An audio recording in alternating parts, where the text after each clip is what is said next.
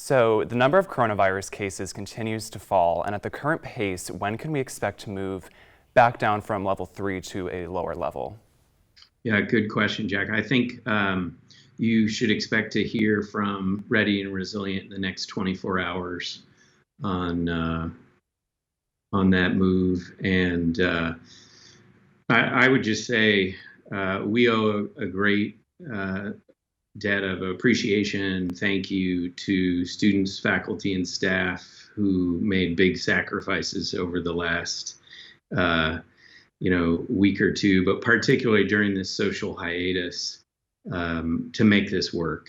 And I would really point out first year students who are brand new to this community and had some unpleasant restrictions that we felt were necessary, but that really didn't help them to make connections, further connections on campus, and we were nervous about that. So we appreciate everybody chipping in to help bring these cases down.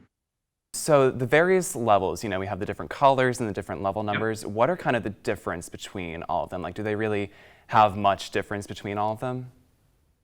That's a really good question. They do. Perhaps that question comes from the fact that when we were in the new normal and moved to moderate, you didn't see extreme shifts in that moment. But you saw as we moved to high alert, uh, more specific and significant shifts or reductions. So my answer to you would be it's very dependent on the situation. So when we look at the matrix, I think students, faculty, and staff assume that some of the key operational guidance, that each of those items will automatically be instituted. And instead, we're trying not to take steps that don't seem to be supported by the data. So we're trying to look at the whole matrix and use all the possible tools that we have across that matrix in case they would be more helpful in a current situation. So I would say the different levels can be quite drastic depending on where cases are, how they're spreading, and just what the situation is that we're seeing at the time. Yeah, so how concerned is the Ready and Resilient Committee about students maybe seeing cases going down and feeling free to resume some of their social activity in their normal life? I think the question that we all have to keep in mind is if there is the potential that we as individuals could be infected or our friends or neighbors, how do we behave? So I'm answering a different question because I think we all have to keep our guard up at all times. And the big reason for that is this is a virus that presents asymptomatically. And it's human nature to let down our guard, right? And it's human nature to want to have contact with people. That's what college is supposed to be about. So I think no matter where the numbers are, we all have to be really careful. And we have to hold ourselves individually accountable to wear masks, to stay distance. It's not fun, right? It's not why we all want to be here, but it's what we have to do to protect each other. And I think we just have to keep in mind, no matter where we are, this is what we have to do. I wish we didn't, but it's a global pandemic, and you can't carry that stress with you at all times, but you do have to hold those precautions up every day. Yeah, so looking ahead to winter term and spring semester, what can students, faculty, and staff expect for those? It's a great question. The university is still assessing how we can best develop the schedule, as well as testing, as well as structures on campus, so we can make both winter and spring great experiences, but very safe. So as we continue our testing research, I think that will have impact on our decisions about winter and spring. I would be surprised, no one has said this, but I would be surprised if we had, a big long spring break and lots of travel opportunities during the semester. I would assume we will have the same sort of approach that we have had this fall, but really that hasn't been decided yet. Yeah, when can we expect a decision on that? I think we have to share information with students, faculty, staff, and the local community and parents, by the end of this month at the latest. Yeah. Um, so, non-essential travel, is there any way that the university is trying to restrict this to limit the spread? Great question. So, as you know, we don't necessarily have a way to stop people from departing from campus. What we're trying to do is make sure that everyone is aware that if travel isn't necessary, they should not participate. They got to understand that travel is discouraged. I think people have to understand that uh, wearing their masks, maintaining distance, and getting tested uh, when they're traveling is important. We've said on the website that it makes sense that if you're going to a large gathering, let's say a funeral or a wedding, something that's a life cycle event that you feel you have to go to, you might want to think about quarantining, right? And the best thing to do is really talk to a doctor, talk to one's own physician or primary health care provider about the right steps. But we are going to continue to discourage travel as much as possible just to keep everyone safe here.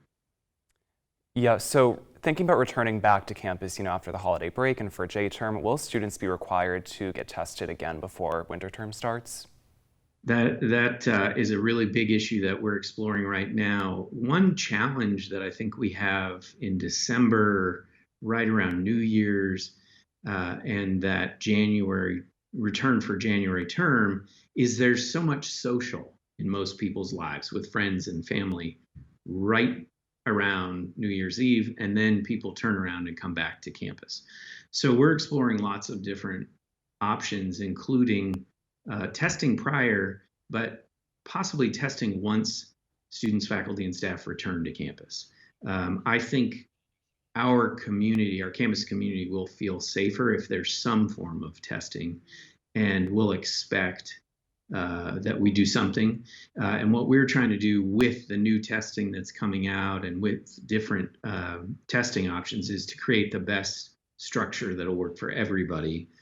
And that may be if we can get our hands on antigen testing that is rapid and less expensive and something that you can do for large groups, right? So this is a challenging question. Everyone wants to know. Timing is an issue, the size of our group, all those things matter. I don't think we will use the same sort of model we did before coming back to campus, meaning before we came back in August. I don't think we'll use that sort of mail-in approach for everyone. So we're working on some other options that we'll release in the next few weeks. Yeah, why is that you don't think we'll keep with the same model we used in August? Yeah, I'd be interested in others' perspectives, but from what we've heard from students, faculty, and staff, they have less confidence in a test that occurs prior to arrival, when we know that New Year's Eve and other holidays and just family time is really important. So, we heard back. I think we had a great model in the fall, but we heard back from a lot of the campus that they thought it was a little too slow and a little unwieldy, and that they'd like to see different options. So I think we're taking our lead from the critiques and the feedback we received from students, faculty, and staff. Yeah, so you said on your September 23rd email that the university was speaking with potential testing partners. Will the university have an official testing partner by winter term and spring semester so that students who want to get tested and aren't selected for random testing can get one on campus? First thing I would say is we have to thank students, faculty, and staff for their involvement in testing with us and for making this work. I'd also say that LabCorp and Cone Health have been good partners thus far in helping us to test symptomatic cases, asymptomatic cases, and many across our community. This testing world is changing on a daily basis. And so, yes, we are exploring what are the options for how we can test more rapidly, less expensively, and extremely accurately. And, there's some challenges about what tests are available and when. There are some of the the big name tests that the federal government has ordered the first 150 of those tests, or another one that all the tests have been diverted to nursing homes at this point. So we're working with a wide range of hospitals, labs, testing companies to try to figure out the best match where we can hit that goal of more tests in a faster turnaround. But those tests have to be highly accurate, and so we're trying to balance that. But again, these are changing every day. We hear about new options, and pretty much we are talking to testing providers almost every day, and sometimes multiple providers in a day. So I hope in the next few weeks we'll be able to announce some sort of option, certainly by winter term, because we've done enough research that even though there's not the kind of connections that we're seeing up north to rapid testing, we believe we can come up with some really good options. And what will the cost of testing like that look like? Because, it costs $7 million to reopen in August. So are you looking at something that large for testing as well?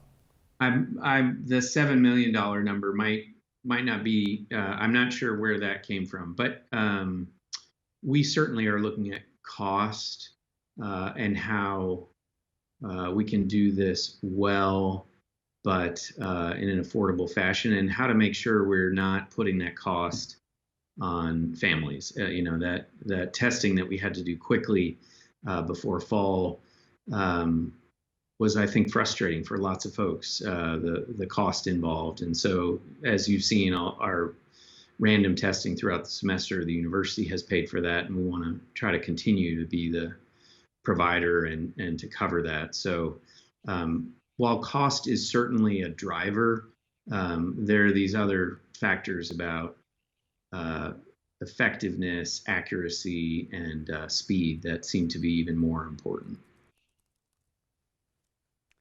Yeah, and are students still being charged for that original test that we took in August? So in the next week or so, we will announce some details about how students can apply for fee credits. And we've tried to, over the last month, create an easier process around that. We had to do some extensive research in terms of health insurance and if health insurance companies would cover any of the testing, and that slowed us down a bit, but we will announce that in the next 2 weeks and try to get that process of applying for fee credits wrapped up quickly before the end of the semester. Yeah, and how will students find out about that? Will it be through an email? Yes, we will try to get email out, as well as probably multiple social media opportunities, just to make sure everybody is aware. It's unfortunate. We will certainly be apologizing that it's in the middle of the semester that we're announcing this, but we'll try to make sure everybody hears about this and can take advantage of the application process, and that we can process this quickly.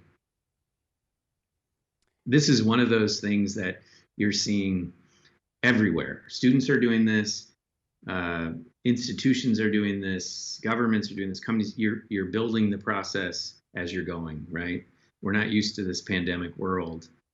And I think the added stress really is that everything is new and anxiety producing, right? We see that people have shorter fuses, that people are experiencing greater anxiety. There's a great deal going on right now. And I think more than anything, I keep saying that we've got to understand that wearing a mask all day makes you feel a little bit muzzled. It makes you feel like you got to hold back, right? And to survive as a community and to thrive as a community, we really have to be able to reach out to each other safely, obviously, right? But I think the masks and this fear are getting in the way of community, and they're creating mistrust across the board, right? In our country, it's hard. And so we've all got to lean in a little bit where possible and look out for each other.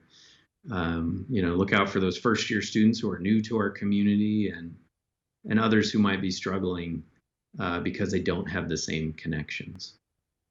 Yeah, and with the season starting to change, Is there any sort of backup plan for classes that meet outside? If it starts to get too cold or if it's raining or snowing, what's kind of the plan around that? Right. So all of those classes that are also have an indoor location. They didn't give those up, so they can always use those spaces and classrooms.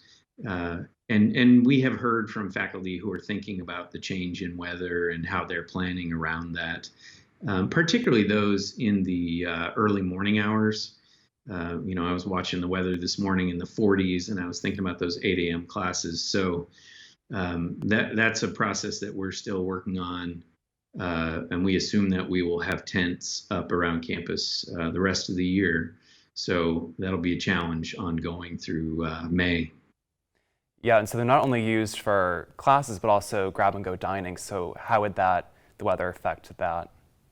Right. They're used for grab and go dining. We've got meetings that are occurring there. I think it's a space for students to just gather and relax. And, we will have to, there are reasons why you probably don't want propane heaters sitting outside all day everywhere, but we're going to have to come up with some creative solutions for how to use those tents throughout the year. Yeah, so those are all the questions that I have, but is there anything else that you want to add or talk about that I didn't bring up? No, I would just say I really appreciate you all covering these topics and asking the hard questions.